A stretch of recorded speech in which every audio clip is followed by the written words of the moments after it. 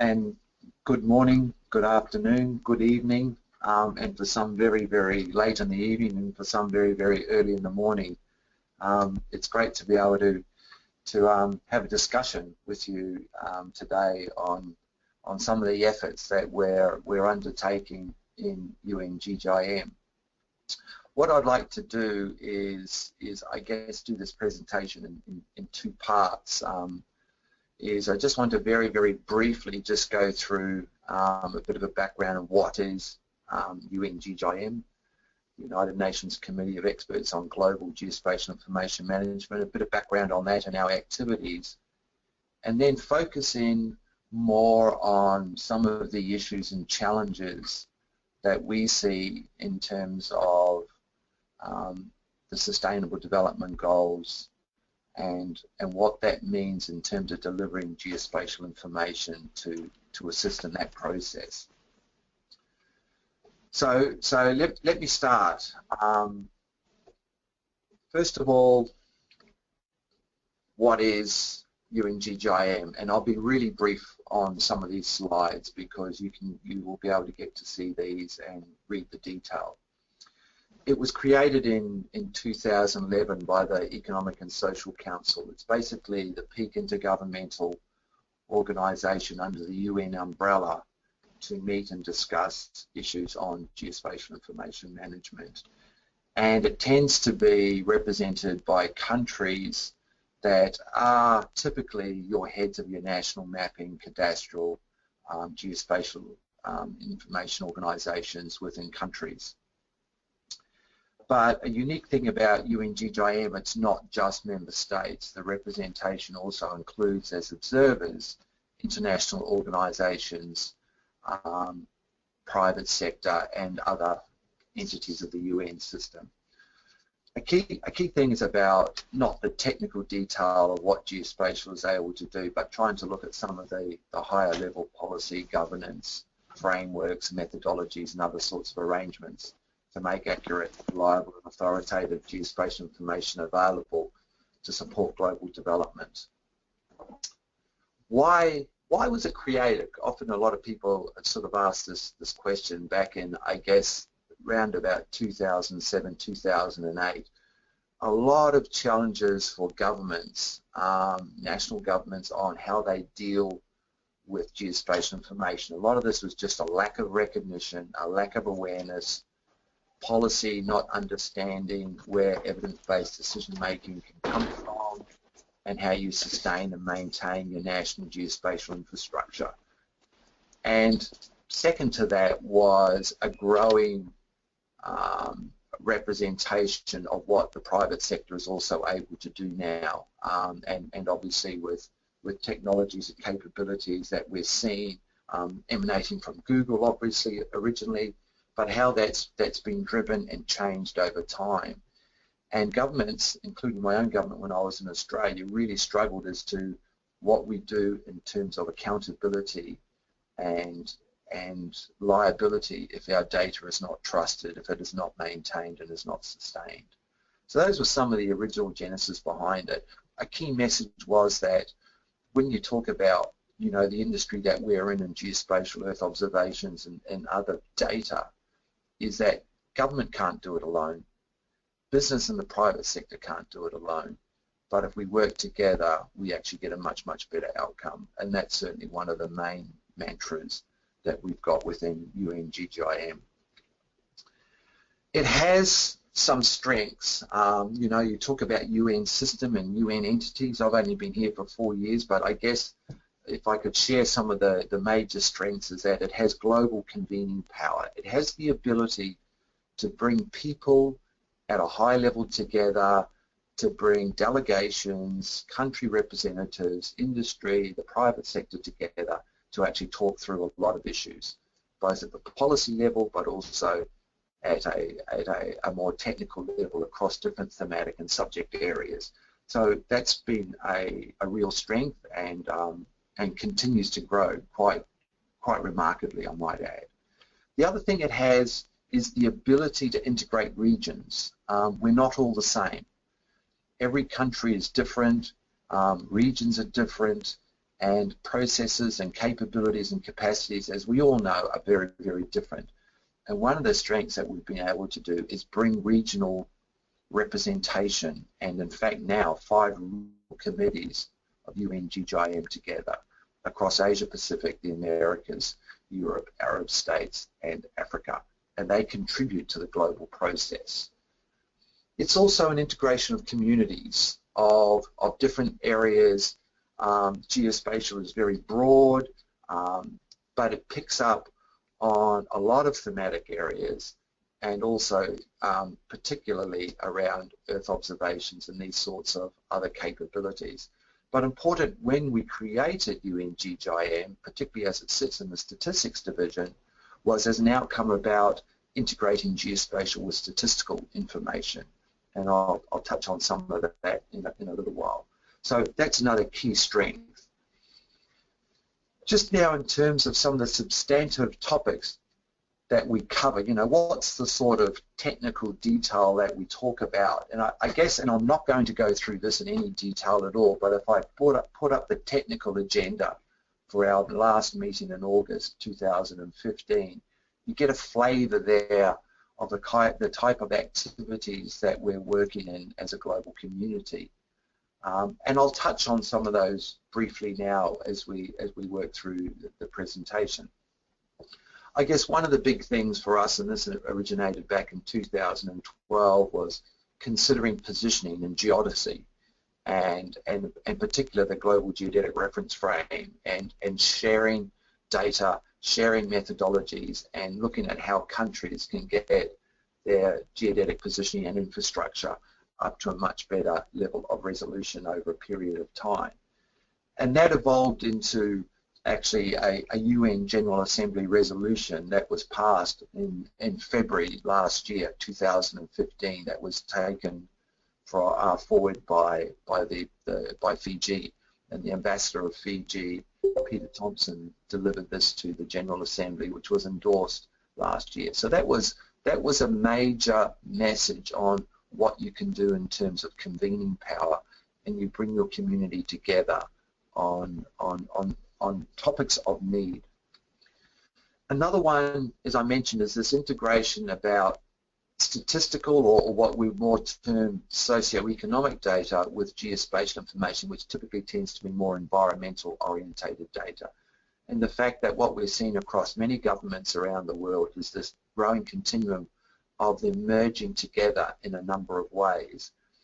And so we've spent a lot of work over the past 3 years in looking at an integration framework where we're bringing typically statistical tabular data together and trying to put a location element to that. And so really in a simple kind of concept, it's saying, well, what type of data do we have at a unit level, and how can we use that as a method or a process to link geospatial information and look at how we aggregate up through different administrative layers across different geographies. And now that we are getting to, I guess, the important part of a global indicator framework, these sorts of concepts are now more important than ever. Important to that too is understanding what sort of fundamental data should we be looking at. When we think about, I guess, initiatives such as Inspire, very, very well structured, very mature in terms of how we deal with some of our fundamental data in this context regionally. But then what do we do if we're looking at Africa, for example, or more across some of the developing areas of Asia Pacific and the Caribbean? South America, where it's not well articulated on how we bring some of this data together. And that work is also something I'll touch on in a little while. We also have some other higher level documents. Many will be aware of the Future Trends report that was an outcome of work through up until 2013. It was then translated into 8 languages, and we've just now completed a second edition update of that in late 2015, and all of this is available on our website. Another documentation process is Guide and Companion Document on International Standards, where we were really lucky to have OGC, ISO TC 211, and the International Hydrographic Organization working with us on that. And really what this was about was as simple as putting a standards guide together in policy speak, not at technical level. The companion is the technical level, but it was trying to get decision makers to understand why standards were important, why if we're considering spatial data infrastructures or other technologies, that we are interoperable, we are standards-based, etc., etc. Another challenge is around legal and policy frameworks, and what does that mean into the geospatial industry, and that's been a really, really tough one as we have a lot of dynamic change, and I guess one thing that is very obvious is that the community and the technology is outstripping legal policy around the use of geospatial information and citizenship around that as well. So that's another effort of work. Another one is around institutional arrangements and organisations, and that work is still ongoing, but trying to work out some of the practices and processes in organisations with institutional arrangements. And it comes out of some of the questions that you can see on the screen here about not only obligations of government, but also obligations of the community, how we collect, how we use, how we ensure we don't misuse data. And that has a lot of variability around the world. And a lot of that's not changing. And you know, as we get new things such as people having a drone in their pocket almost, what does that mean in terms of how they acquire their data and the citizen ownership and use of that data. Some of that comes to principles, and we were able to adopt a set of shared guiding principles on geospatial information management in 2015 that really looked at innovation, governance and compliance. Again, all of this is on our web in more detail, but those principles are now being adopted and rolled out across countries. So that's a really quick overview on, I guess, UNGGIM as a committee and some of its activities. What I thought would be useful for our audience here today now is, I guess, focus on some of our challenges, and I guess the rest of this presentation is kind of where I see some of the world going at the moment, and what's evolved and how we're trying to deal with some of this. This is a slide that I guess has been in my slide deck list since Rio Plus 20 in 2012, in fact, where we used this as a side event. It was really along the lines of, how do you do this? How are you going to measure and monitor sustainable development, social, economic and environmental issues from local to global if you can't do it without geography, place and location? And even though that sounds really obvious to us, this is a tough ask, and this is why I guess there's been an obvious gap in some of this development of this technology. And we really started to think about this at Rio Plus 20 when we actually went there. We talked about it with a lot of folks, and as you know, as an outcome, things start getting into reports. But then we started looking at what sort of geospatial information references are in sustainable development reports. And so just looking from Rio Plus 20 in 2012, sort of up to now, we see a lot of pointers to the need for geospatial data in sustainable development processes. And I'll touch on a couple of these shortly. But there's a lot of articulation on need, and there's not a lot of articulation on how. How do you implement? How do you deliver? How do you roll this need out? And that's been a real challenge for us.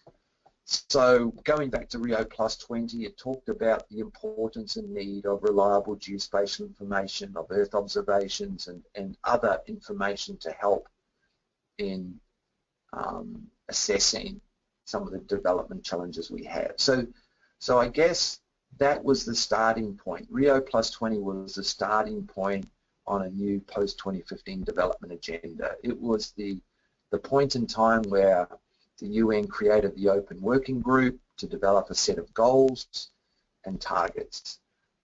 And we had some key references anchored into that document. And then just mentioning that Open Working Group, I guess the Open Working Group spent almost 2 years through 2014 into mid-2015 to look at how we articulate sustainable development goals. And we did a side event on the role of geospatial information in measuring and monitoring the SDGs back in one of the Open Working Group intergovernmental dialogues in early January 2014. And there were some key messages there just on the fact that we need to think about geography in more than just one dimension. At that point in time, I guess it got me thinking, and this was early in 2014, it was probably more in 2013, and just thinking about, I guess, these dialogues and these reports, is a lot of reference around need, but not a lot of substance around how. How do you integrate? How do you apply? How do you build capacity? How do you bring knowledge into countries? And how do you sustain and maintain a lot of this? Particularly as governments have gone more down the line of evidence-based decision-making. You all know this. But then, okay, there's the talk there, but how do you actually bring the evidence to bear? And so my question back then was along the lines of why is geospatial information not being implemented, and why is it not at a policy level, and why is it not part of the process into the SDGs? And so I guess that was part of our process to say, well, can we actually make this happen? Can we change that problem statement into at least getting to a point where there's mandate for this to occur? So one of the easy parts for us sitting in the Secretariat in New York is to start leveraging and making sure things go into documents. Sometimes documents are seen as, well, they're just a report, but they don't necessarily mean action on the ground. But I guess also in the UN context, those documents also provide reference and mandate that stand forever. And so we spent a lot of work, a lot of effort in contributing to the Global Sustainable Development Report in 2015 and looking at how geospatial information can be applied to Africa as a use case. And a number of you also would have contributed to this report as well. But I was also able to edit this particular chapter on Africa, and we were able to put some good content in there. And then another key document was the final Millennium Development Goals report in 2015, which was released by the Secretary General last July. And that MDG report talked a lot about all of the progress, particularly to bring hundreds of millions of people out of poverty, particularly extreme poverty, and that we have made progress. But in there, we also talked about the fact that we learned a lot of lessons. We learned that monitoring of the MDGs wasn't a complete success. It meant that we really could not measure and we could not count without data. And that was a really important realization. And that part of that also is geospatial data and what geospatial data is able to do and what standards and interoperability and integration can do. And this is the type of messages that are going to be important into the post-2015 development agenda. So that was also a critical win for us in terms of a reference to what is needed in post-2015 or the SDGs. I'm not going to play this video. This video is on our website. But what we then did, and part of this process, I guess, particularly over the last more than a year now, is partnering up with GEO on how we can best voice our message, that geospatial information and Earth observations are codependent on each other, and countries are dependent on these technologies. And rather than keep them separated, we joined them up in terms of capability to the policy decision makers and the diplomats here in New York. So one of the things that we did during the intergovernmental negotiations in 2015, as they were determining the SDGs and the targets, was we ran a combined GEO UNGGIM side event in April on the IGNs with sponsorship from Permanent Missions on the value proposition of geospatial information. And this is all on our web, but it included a short 3-minute video that talked about everything that happens somewhere, and the power of geographic information as it applies to sustainable development. And that went very, very, very, very well. And it's still a bit of a valuable tool to use today. So what we had then, as you all know, is a new agenda that was basically decided. It was decided in early August, and then adopted at the Sustainable Development Summit in New York here in September last year. Really briefly, it's now the new policy to manage and transform the way we look at managing the social, economic and environmental dimensions of our planet. It provides us with this new blueprint. It's got a lot more accountability in it. 17 goals, 169 targets, at the moment 231 indicators, whereas the MDGs were 8 goals, so many targets, etc., that were a lot less, and that were a lot less integrative in its dimensions with the environmental component in particular, but also it was only targeted developing countries, whereas the new 2030 agenda is targeted at developing and developed countries, so the whole world. So one of the things we're seeing at the moment is a lot of developed countries working out how they monitor and measure, because they haven't had to do it in the past. Importantly, it requires not only good policy, but it requires science, it requires technology and data. And often the science policy nexus is overlooked. And also, the measuring and monitoring is from local to global.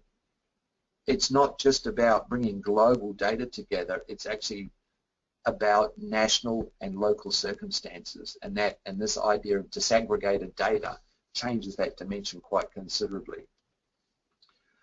And as you know, and both the GEO Secretariat and ourselves worked hard on ensuring that we had the right language in the outcome document in 2 particular areas, one under paragraph 76, really specific there, and also in monitoring and accountability. I guess the key message about this is that even though it's a 2030 agenda, is that by 2020 there's an expectation that we are able to increase significantly the availability of high quality, timely and reliable data that's disaggregated by a number of indices, including geographic location.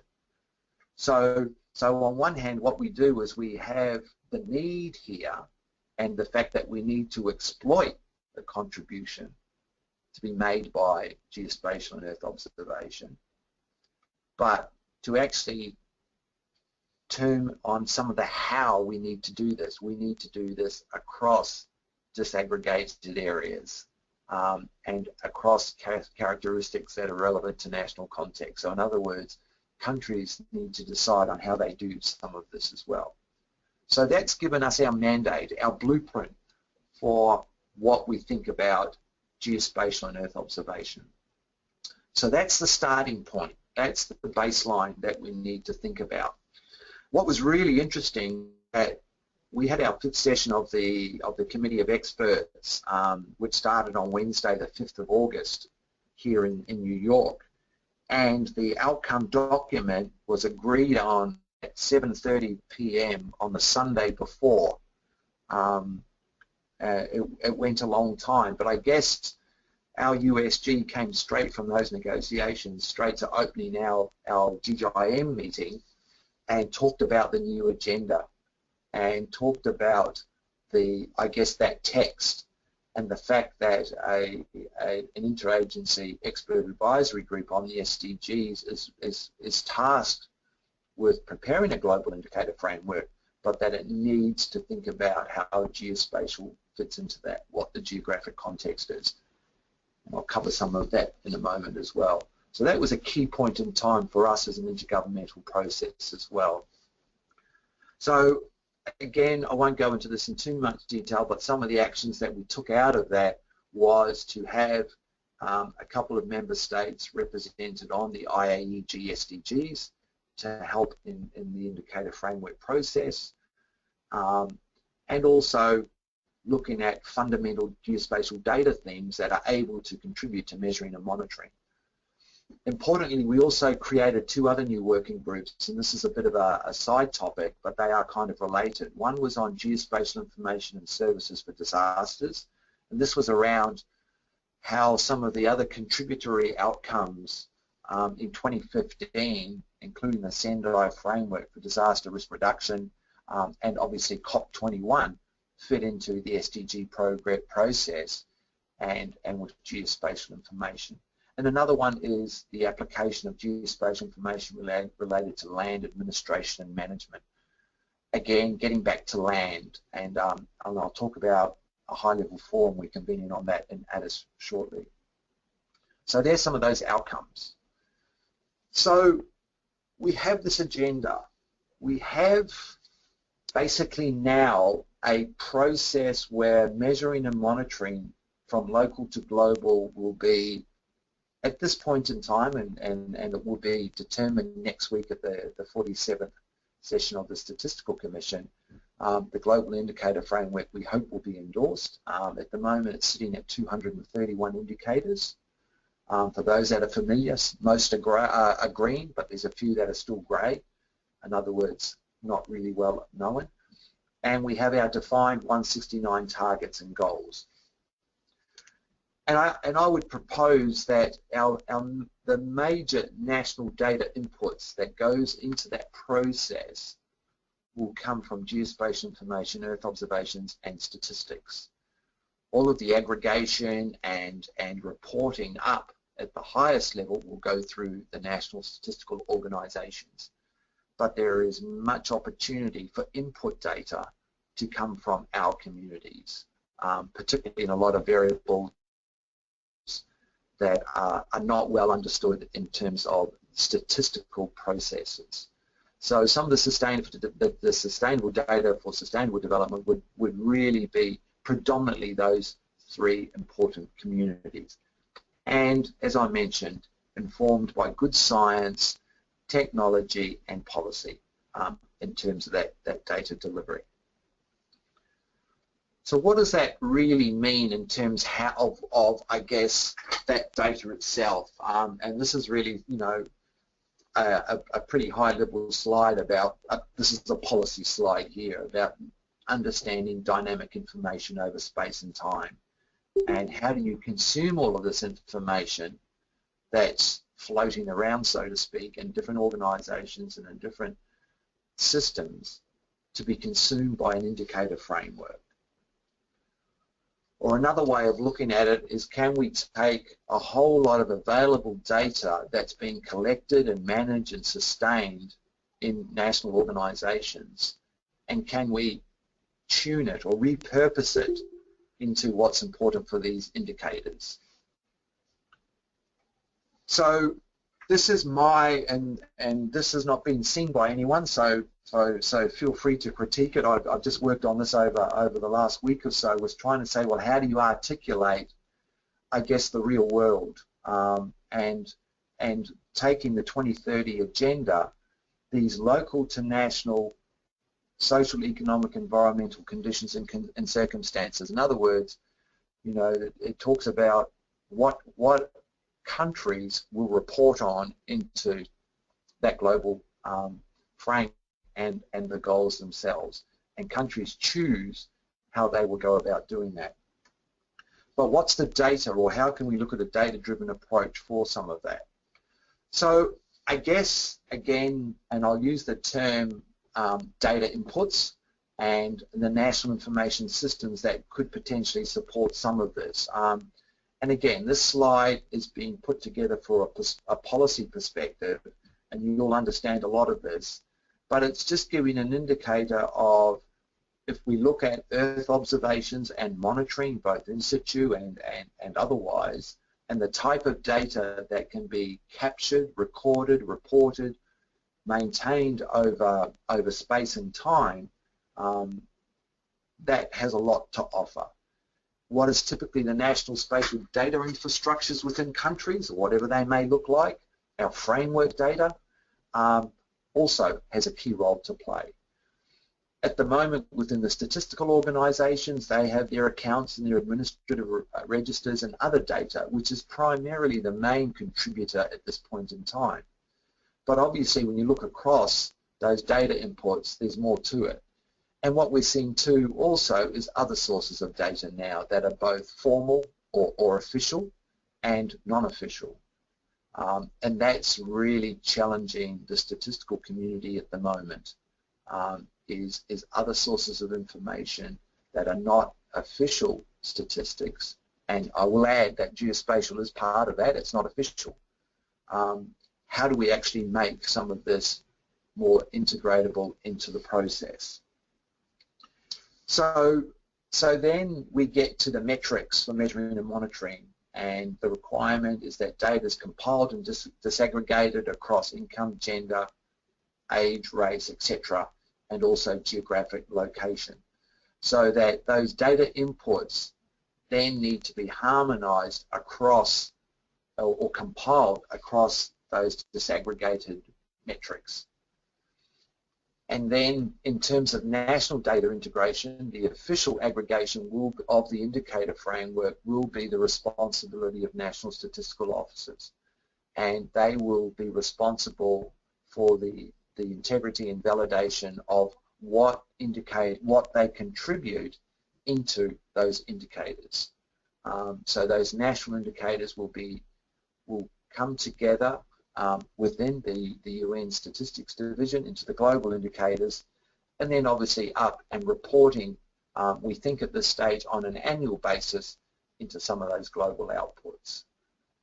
So that's how we see some of this coming together. Now, what's not well unknown when we look at those base building blocks is how do we do some of this contribution. And this is where GEO and GGIM have been working really, really hard, both last year at GGIM and the GEO Summit, is saying how do we do this. And what I'm doing is giving you the front of a flyer to a side event that we're convening at the start of the Statistical Commission next Monday, the 7th of March. It's a geospatial information and integration event, and we're actually targeting this very process. And what we're doing in that, again, and thanks to Bob Seymours for sending these out just yesterday after getting the work together, is starting to look at examples, looking at clear, concise examples of how we can take our information and apply it directly to goal target indicator, because that's what's needed. The time has come where we can no longer talk about what we can do. We're at the point in time now we need to demonstrate what we're able to do. So these are some of the examples of how we're demonstrating some of this capability being able to be brought to the table. One of the other things that we're doing in this forum is having, from a number of countries, the statistical and geospatial organisations talking about how they're working together in some of these processes. And that's going to be very, very important in terms of the collaboration. Sometimes you say it's not necessarily the integration of data, It's the integration of communities and professionals that are what we're needed. And this is the back page of the flyer where we very, very simply looked at the goals and across a number of thematic areas looked at how geospatial and Earth observation can be applied to some of these. Now, this isn't rigorous, this is just something that's been initially put together, but at least it sends a very, very clear message on what we can do and how we can move forward in this space. And one of the key things to this too is that, is that we have now in the report that's gone from the IAEG SDGs that goes to the Statistical Commission for endorsement and then goes to ECOSOC, Economic and Social Council, then the UN General Assembly, that specifically says the need to look at the indicator framework in terms of measuring and monitoring and new data needs to consider geospatial information and Earth observations. And then that's another link for us in terms of how we move some of this forward. It's a journey. We're only really at the starting blocks. The implementation phase is going to be the key part of the process, is where we take these agreed outcomes, including the indicator framework, and look at how we implement and what's our methods for the implementation, what's our data construct, what's our metadata, what are our approaches, and how do we build capacity with countries around some of that. I'm now just going to quickly just one last, I guess, sales pitch is that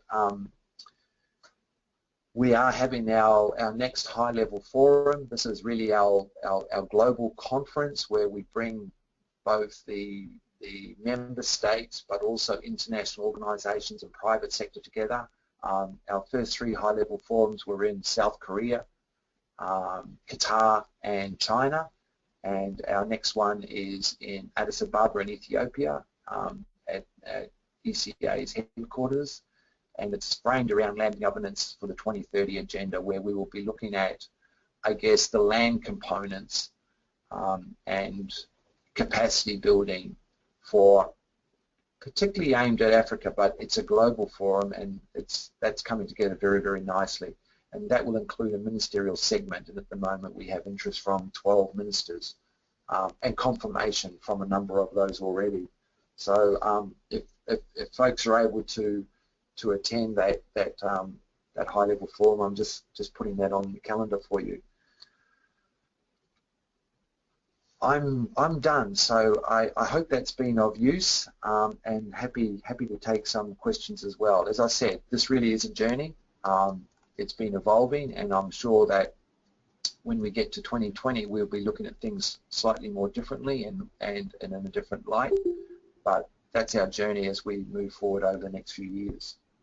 Thank you.